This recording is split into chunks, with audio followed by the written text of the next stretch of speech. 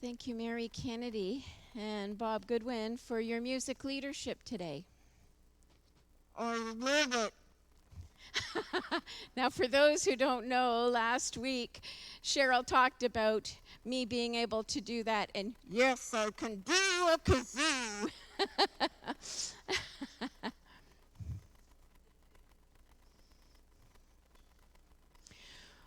one of the required courses during my theological education was Old Testament studies.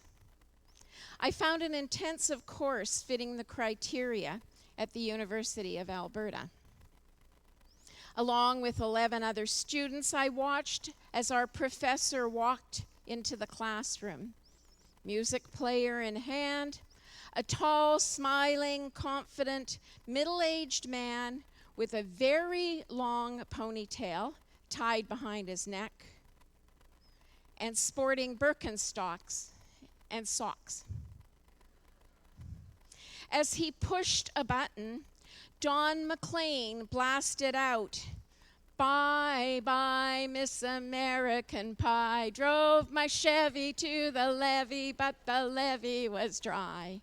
And good old boys were drinking whiskey and rye, singing, 'This'll be the day that I die. This'll be the day that I die.'" That's why Mary's here. Yes. You all remember that. Thank you. It was my professor's powerful remark at the end of the song that stayed with me all this time and continues to inspire my faith journey. He said, "It's all about interpretation." So, with all of this in mind, we read scripture and interpret Transfiguration Sunday. Transfiguration Sunday marks an ending. We have come to the end of another liturgical season. Having seen the light of Epiphany, we prepare now for the long darkness of Lent. I don't know what voices will speak to us in the wilderness. Maybe you'll hear glory. Maybe we will hear agony. Maybe we will hear each other. But whatever you hear, don't flinch. Don't flee. Both voices need to speak. Both voices have much to teach us. So privilege neither. Just listen. Both voices are beloved.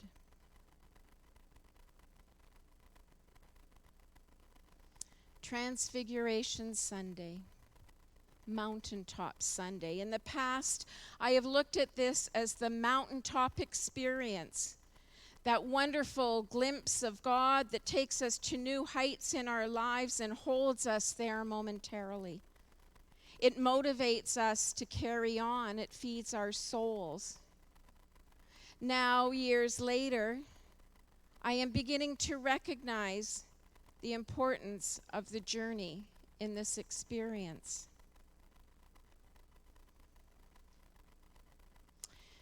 So Jesus takes a few of his close friends for a walk up a mountain to pray, to connect with each other and God.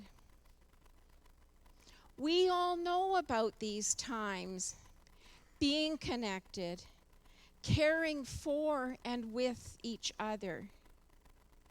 There is an incredible peacefulness that can happen during those experiences. I wonder if the depth of that practice created something so awesome in the hearts and minds of the disciples of that day that the only way to express the power of the moment was the descriptions we read this morning. Very passionate. Verse 29.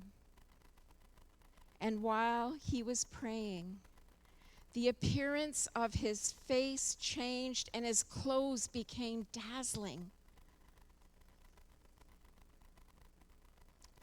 Imagine, just for a moment, walking with those intimate friends, those with whom you have been most vulnerable,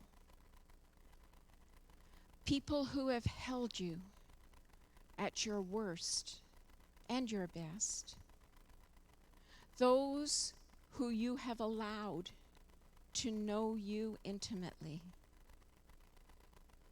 The day is awesome, the sun is shining, the meaningfulness of the experience makes it sacred. And in that moment, you catch that glimpse of God, of all the beauty and love in the world, and you don't need or want anything else. So deep and powerful is that experience that if you died today, you would be satisfied that you had had that glimpse of God along the way. Perhaps that is what the disciples were feeling. And what do you do with that? Verse 33 says, Master, it is good for us to be here. Let us make 3 dwellings, one for you, one for Moses, one for Elijah. How will we remember? What can we do to hold this moment forever? Can we build something? A dwelling? A temple? A church? We will remember. Can we create a legacy? A ritual? A communion? Can we write a book? At the very least, we are invited to listen. Verse 35. Then from the cloud came a voice that said, This is my son, my chosen. Listen to him. We are encouraged to educate ourselves, to interpret and wonder and discern and pray and to live and work together and to catch those glimpses of God, to be transformed. This must be right. This peacefulness that I feel while connecting is nurturing my soul. It enables me to love and hope and be joyful. And so we choose to worship together and share bread and wine and remember that glimpse of God. May we be willing to allow God to power and energize our lives and transform us every day. I end with a poem by Reverend Jan Richardson, a colleague and friend. It's called Dazzling, a blessing for Transfiguration Sunday. Believe me, I know how tempting it is to remain inside this blessing, to linger where everything is dazzling and clear. We could build walls around this blessing, put a roof over it. We could bring tables and chairs, have the most amazing meals. We could make a home. We could stay. But this blessing is built for leaving.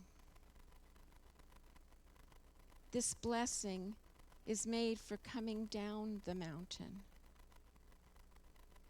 This blessing wants to be in motion to travel with you as you return to level ground. It will seem strange how quiet this blessing becomes when it returns to earth. It is not shy, it is not afraid.